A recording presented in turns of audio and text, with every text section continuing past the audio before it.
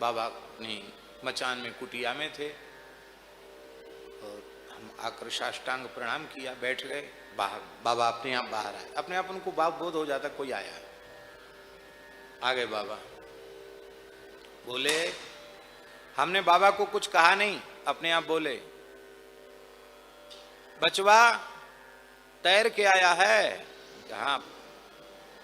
पार करके आया है? हमने कहा हाँ बाबा। ना दुस्साहस नहीं करना, ऐसे पार करना ठीक नहीं है। भगवान को प्रणाम कर, आज तुम्हारा रक्षा हो गया। यमुना जी ने रक्षा किया है तुम्हारी, अब भगवान को प्रणाम कर, वैसा नहीं करना। मंत्र तो सबको बुलवाते ही थे, ओम नमो भगवते वासुदेवाय प्रणत क्लेश नाशाय बुलवाया। अब फिर बोले गीला कपड़ा नहीं पहनो। राम जन्मभूमि के संबंध में यानी सबका सिद्धांत अच्छा। सुनो, मंदिर बन जाएगा, इसमें संदेह नहीं। हमारा प्यारा आत्मा विश्व हिंदू परिषद, हिंदू विश्व परिषद जो काम कर रहा है हमारे आज्ञा से कर रहा है। भारत को यूं ही ऋषि मुनियों का देश नहीं कहा जाता। यहाँ संतों की भक्ति की शक्ति का एहसास लोगों को प्राचीन काल से ही है। भारत में कई ऐसे संत हुए हैं जिन्हें दिव्य और सिद्ध संत कहा जाता है। उन्हीं में से एक थे योगीराज देवराहा बाबा, जिनका आशीर्वाद पाने के लिए देश ही नहीं बल्कि दुनिया के लोग उनके पास आते रहते थे। कहा जाता है कि देवराहा बाबा के पास भविष्य को भी देखने की क्षमता थी। उनमें आस्था रखने वाले मानते हैं कि हिमालय में स्थित एक गुप्त और सिद्ध आश्रम ज्ञानगंज के योगियों से देवराहा बाबा संपर्क में भी रहा करते थे। यह राष्ट्र जो है हिंदू राष्ट्र पहले ही से है, यानी इसमें जो है रामकृष्ण अवतार हुए और वो लोग यानी हिंदू के अवतार ली। नमस्कार मित्रों, आपका स्वागत है।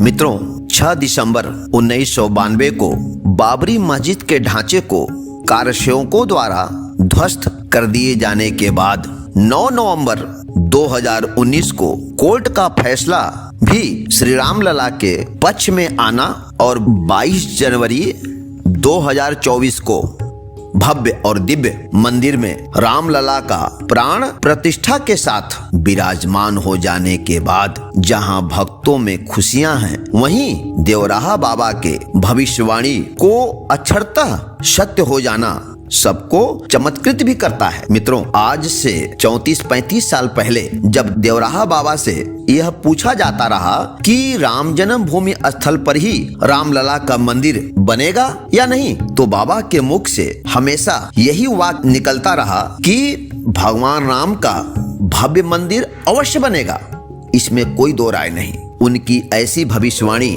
तमाम लोगों के लिए एक उम्मीद सी थी। बाबा भक्तों से यह भी दावा किया करते थे कि राम मंदिर वहीं बनेगा जहां बननी चाहिए।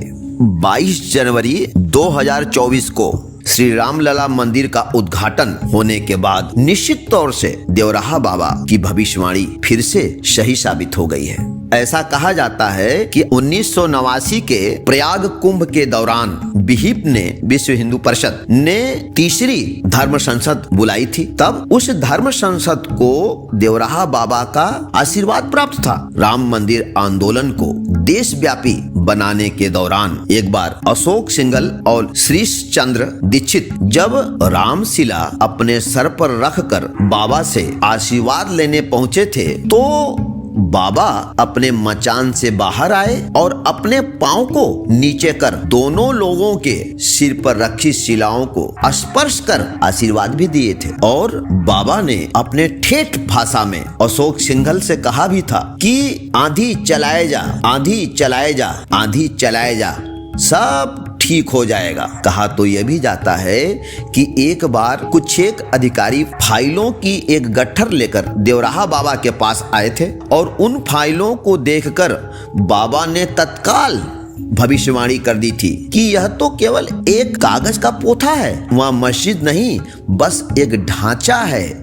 एक दिन वहाँ कुछ नहीं बचेगा, क्योंकि समय ऐसा आएगा कि जब लोग उसकी एक एक ईंट उठाकर ले जाएंगे, वहाँ कुछ भी नहीं बचने वाला। मित्रों, इसे संयोग कहिए या भविष्यवाणी का प्रतिफल हुआ ठीक वही। बाबा की भविष्यवाणी अक्षरतः सिद्ध साबित हुई। देवराहा बाबा भले ही 1990 में अपने शरीर का त्याग कर दिए थे, लेकिन 2 वर्ष बाद ही विवादित ढांचा गिरा दिया गया था। मित्रों, देवराहा बाबा से जुड़े असंख्य किस्से हैं, लेकिन राम मंदिर से जुड़ी उनकी भविष्यवाणी लोगों को अचंभित कर देती है। एक इंटरव्यू के दौरान जब पत्रकार ने बाबा से उस समय मंदिर विवाद को लेकर सवाल किया था, तो जवाब में देवराहा बाबा ने पूरे विश्वास के साथ कहा था कि राम मंदिर तो हर हाल में बनेगा और सबकी सहमति से ही बनेगा, और हुआ भी ऐसा। ऐसे सिद्ध संत और योगी देवराहा बाबा के चरणों में कोटिशः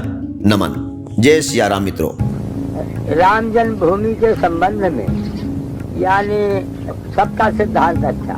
हाँ, सुनो, मंदिर बन जाएगा इसमें संदेह नहीं। हमारा प्यारा आत्मा विश्व हिंदू परिषद जो काम कर रहा है हमारे आज्ञा से कर रहा है। हाँ।